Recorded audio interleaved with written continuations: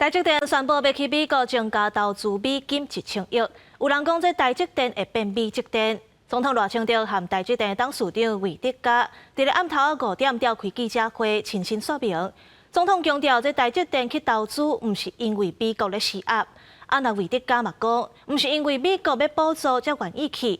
台积电去到倒拢是上厉害的，伫咧美国市场咧是反映客户的需求。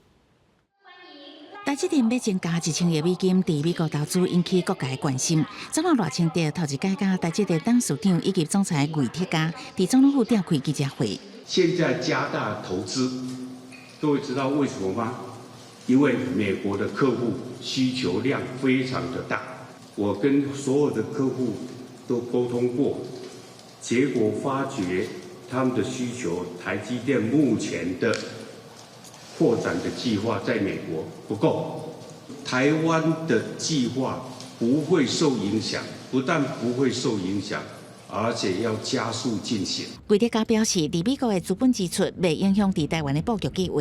以台积电新增加甲规划来看，伫台湾拢总有9座先进智能厂房，2奈米厂房伫新竹甲高雄，1.4奈米伫台中甲新竹，也有3座先进封装 CoWoS 厂。伫美国的布局总投资金额是1650亿美金，最新投资包括起3座新晶圆厂、2座先进封装设施，一间主要的研发团队中心。台湾有1万人，美国那边我答应要成立一个1000人的团队，这个主要的目的是让美国的生产线可以继续前进，而不必每一件事情都要回来台湾请示。魏德嘉讲，台积电的海外布局拢是为着客户的需求，展望未来起厂房产线全开，产能也是无度满足客户的需求。若是深受得到美国政府承诺补助，魏德嘉讲，伊敢若要求公平。我们要求公平，就这样子，我们不怕竞争。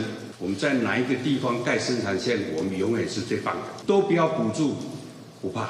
我们不是因为补助才去的。前总统赖清德表示，魏德嘉拢有密切甲政府联络，说明台积电去美国的投资计划。不过外界也是关心台积电去美国投资，敢是因为美国的压力？政府在台积电赴美的投资的过程当中，并没有接受到来自美国的压力，政府一定会极力的来协助台积电公司。 在台湾取得他所需要建厂的土地，也会供给他足够的水跟电，人力人才等各种资源。